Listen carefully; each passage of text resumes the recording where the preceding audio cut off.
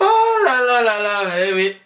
Qu'est-ce que je vous avais dit? Alors là, je pense que les gens vont se dire, mais pourquoi il rigole lui dès le début de la vidéo? Parce qu'en fait, samedi soir, avant que l'épisode 122 de Dragon Ball Super sorte, j'avais tweeté, oui, parce qu'en fait, je vois que depuis 2 semaines, il y avait un engouement autour du combat entre Vegeta et Jiren. Voilà, les gens attendaient le combat de Vegeta comme le Messi, tu vois ce que je veux dire, en mode, ça y est, Vegeta va arriver en mode énervé, il va conclure le combat contre Jiren et tout. J'avais tweeté ça comme quoi je comprends pas pourquoi les gens sont hypés par le combat alors qu'on sait très bien que Vegeta va se faire goumer salement. Les gens me disaient mais non Winnie, respecte un peu Vegeta-sama, et un peu d'espoir, je sais pas quoi, là c'est la bonne, etc.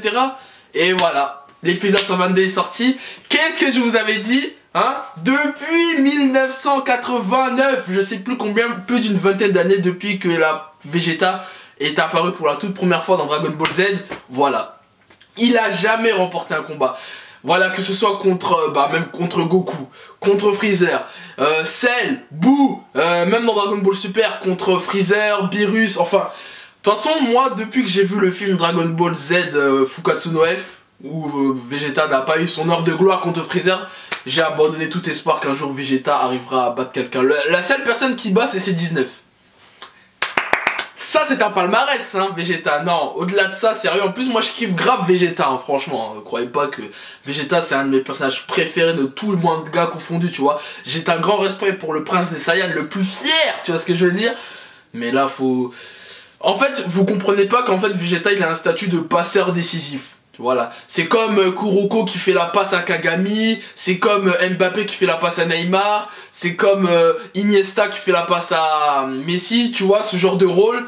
C'est-à-dire que, ou même Ben Becker à Olivier Hatton dans Olivier Tom, dans Captain Tsubasa, voilà. Vegeta, lui, il a ce rôle de éclaircisseur, de passeur décisif pour que Goku la mette en pleine lucarne, t'as capté? Donc, c'est ce qui s'est passé là dans l'épisode.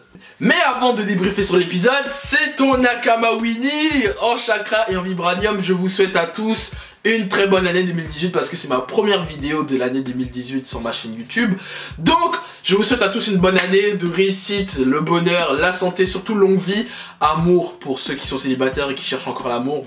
Et j'espère que aussi pour moi 2018 sera une grande année. Bref, assez parlé maintenant, on va rentrer dans le vif du sujet de cette vidéo. On va parler de l'épisode 122 de Dragon Ball Super qui mettait donc en valeur le combat entre Vegeta et Jiren plus particulièrement. Mais en fait, en vérité, c'est toute la finale du tournoi. Enfin, il était temps entre l'univers 11 et l'univers 7. Qu'est-ce que j'ai pensé de cet épisode? Bon, là j'ai vu en début de vidéo, j'ai un peu fait le malin, mais en vérité cet épisode était incroyable. Je n'étais pas prêt, c'était le feu. L'épisode turn up. Non, vraiment, c'était... Ça, c'était Dragon Ball Z. C'était Dragon Ball Z. Là, vraiment, là, j'ai fait un bond en avant de 10 ans. Tu vois, je me suis vu petit en train de regarder Dragon Ball Z pour la toute première fois. Tout était correct. L'animation, les combats... la mise en scène, la musique, tu vois, tout était bon. Juste pour moi le défaut de cet épisode, enfin vraiment là je chipote, hein, mais c'est le moment où Xeno-sama et comment il s'appelle là, le grand prêtre là, le père de Whis là, je sais plus comment il s'appelle d'ailleurs. Ils rassemblent la tribune pour faire pour les serrer. Bon, ça c'était vraiment le moment faut meubler l'épisode. Mais sinon, au-delà de ça, oh là là là là, l'épisode était fou. Déjà, moi ce que j'ai aimé, c'est tu vois, c'est le début, tu vois, en mode ils se regardent tous avec les bons plans bien dessinés à la Dragon Ball Z. Ils se regardent tous. Il y a Goku qui va en face de Jiren en mode Super Saiyan Blue. Ils commencent à se battre. Après tu vois qu'il y a Vegeta qui s'interpose, tu vois qu'il y a Freezer qui affronte le lapin violet, là, celui qui ressemble à Beerus, là, celui qui est super rapide. Et t'as un team-up entre C17 et Gohan contre Toppo justement. Voilà, enfin là ça devient sérieux, vraiment ça c'est fini les blagues, maintenant on se bat vraiment sérieusement.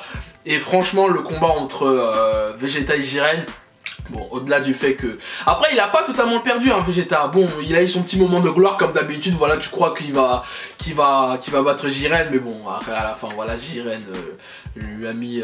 l'a bien corrigé. Bon, même s'il l'a mis KO. Mais bon, voilà, on voit dans la preview du prochain épisode qui va revenir. D'ailleurs, apparemment, on parle d'un power-up du Super Saiyan Blue de Vegeta. Apparemment, c'est pas un Ultra Instinct, mais...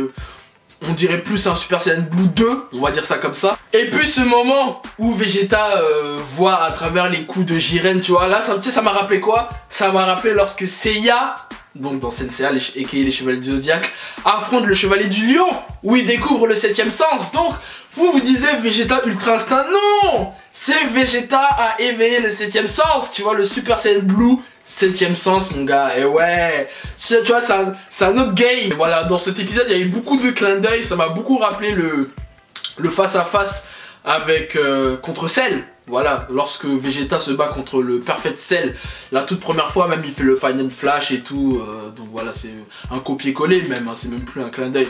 D'ailleurs, je trouve que Dragon Ball Super, il devrait arrêter, hein. Enfin, c'est bien de faire des clins d'œil, mais là, ils en font trop. Faut que ils apportent eux-mêmes leur propre matière, leur propre classique. Tu vois, par exemple, le Kamehameha de Goku contre Kafla, là, la fusion entre Khalifa et je sais plus comment elle s'appelle, la brolette, là. Ça, c'était cool, c'était original, parce qu'on n'avait jamais vu de Kamehameha comme ça. En mode, il a surfé comme ça contre Khalifa. Donc ça, c'était bien, c'était original. Mais là, faire des copier-coller tout le temps, là, bon, ça manque d'inspiration là, toi, animation. C'est cool, tu vois, c'est du fanservice, mais voilà, parce que si tu compares le Final Flash de Cell et le Final Flash qu'il a fait contre Jiren, c'est exactement la même chose, hein. Donc voilà, ça c'est un peu dommage. Mais au-delà de ça, non, franchement, Jiren, extrêmement chaud aussi. Et je me demande comment ils vont sortir, hein. Est-ce qu'ils vont fusionner? Est-ce que Vegeta et Goku vont fusionner? Ça c'est la question, voilà, parce que ils ont autorisé la fusion, les Potara et tout, donc est-ce que ça va se faire? Est-ce que le tournoi va aussi s'interrompre avant la fin du combat du temps? Parce que là il reste 8 minutes je crois avant la fin du tournoi, donc c'est bientôt fini, hein. Au début de l'épisode c'était 9 minutes, et là ils sont tout le long de l'épisode ça a duré 1 minute, c'est vraiment du foutage de gueule. Donc on va encore avoir 8 épisodes avant la fin du tournoi, quoi. Super, donc l'arc risque de se terminer dans 2 mois. Même la musique et tout qui était vraiment charismatique. D'ailleurs j'ai remarqué ça depuis quelques mois, depuis le combat entre Goku et Jiren. Mais j'ai l'impression que il y a une OST qui est samplée de Rocky. Voilà, dites-moi dans les commentaires si vous aussi vous avez remarqué ça. Le moment où Vegeta fait le Final Flash contre Jiren dans l'épisode, voilà, j'ai l'impression d'avoir déjà entendu cette musique, plus particulièrement dans Rocky. Donc n'hésitez pas à me dire si je suis fou ou si vous avez pensé à ça. En tout cas, voilà, j'ai vraiment apprécié cet épisode. Ça m'a même, voilà, ça faisait quelques temps que j'avais pas fait de critique de Dragon Ball Super. Voilà, j'avais pris ma semi-retraite, mais là, tellement l'épisode était puissant, j'étais obligé de sortir de ma grotte là, parce que vraiment depuis le combat entre Jiren et Goku, là, le premier round, j'avais pas ressenti cette émotion. Donc voilà, de toute façon là, l'arc va bientôt se terminer. Comme convenu, je ferai un bilan de l'arc en général, parce qu'il y a beaucoup de choses à dire sur l'arc. Mais bon, en tout cas là, aujourd'hui on est là pour l'épisode 122. J'ai hâte de voir l'épisode 123 qui j'espère sera dans la même lignée que celui-là. En tout cas, je sais pas qui a réalisé cet épisode, mais peut-être que c'est le même qui avait réalisé le combat entre Goku et la fusion entre Khalifa et Brolette là, parce que c'était très...